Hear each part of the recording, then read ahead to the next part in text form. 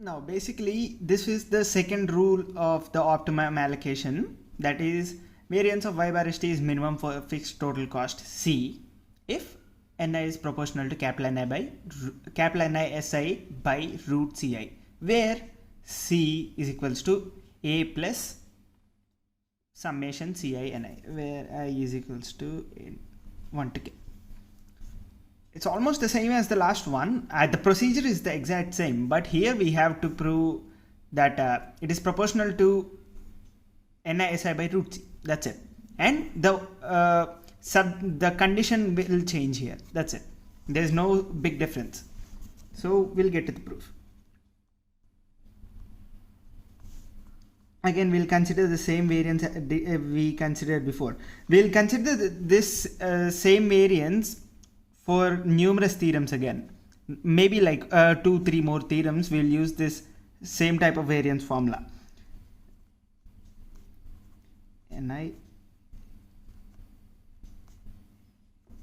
minus 1 Si square.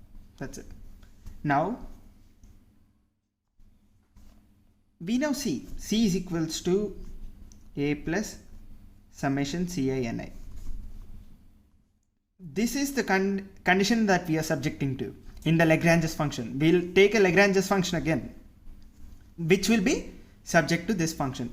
So A plus summation Ci Ni minus C is equals to 0.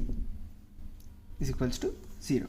Now for the Lagrange's function. The Lagrange's function.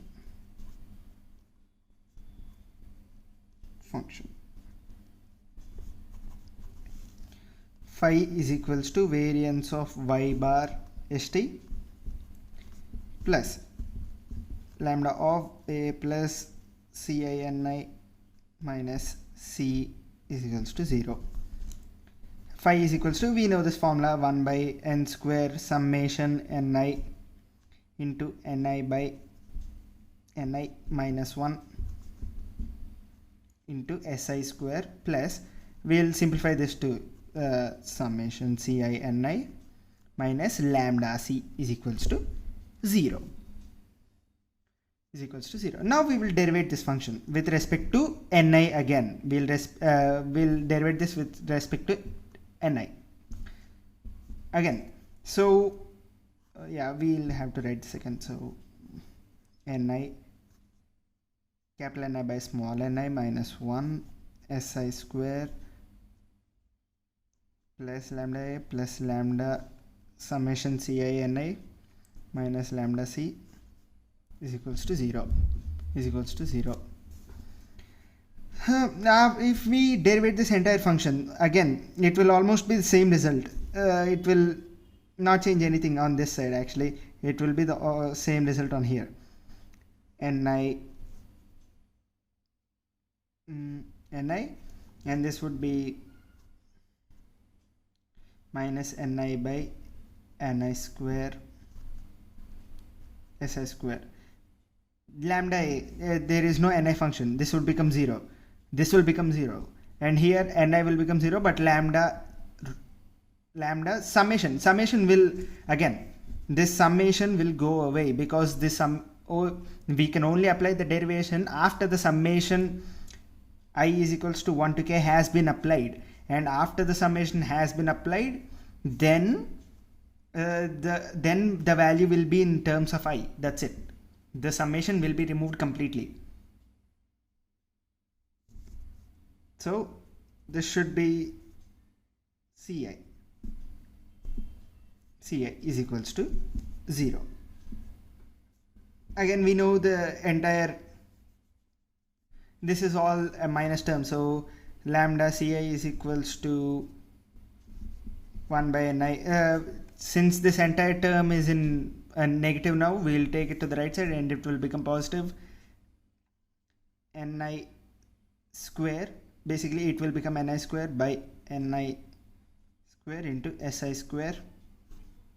We'll just write it this way, and we need the Ni value. We do not need the lambda value yet. We need the Ni value. So we'll just send the Ni square up here.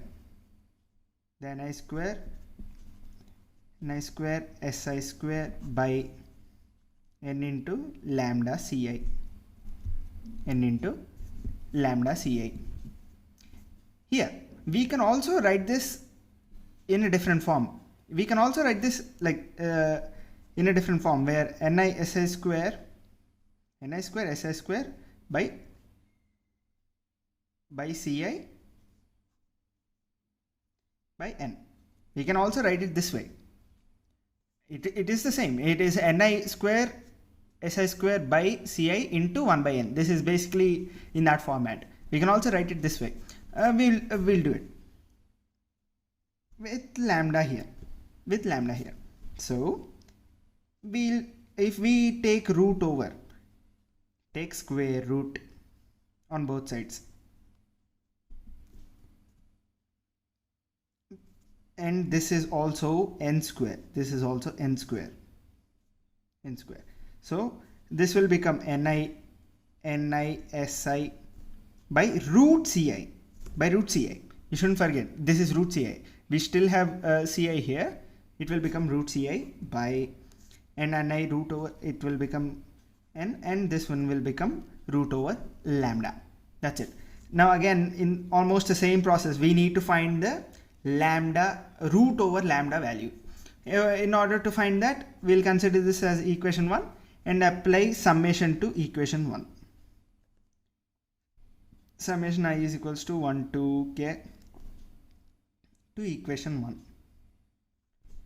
So summation ni is equals to ni si by ci by,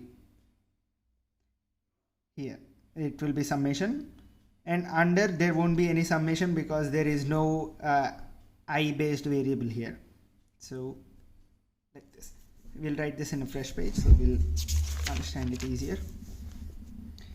Summation ni is equals to summation ni si by root ci. This summation basically applies for both these terms, by the way. It basically applies for both these terms. I is equals to 1 to k, and what is under? It will be n root lambda, and we will just send root lambda up here. Root lambda is equals to summation ni si by root ci by n summation ni, and we already know summation ni is equals to small n. We already know this. We already know that summation ni is equals to small n. So we can basically convert it again. Ni si by root over ci and n. Now we found the value of root over lambda. And if we go and substitute in equation number 1, then ni is equals to what is it? Ni si by root ci by n into root lambda, right? Then n into root lambda. So n into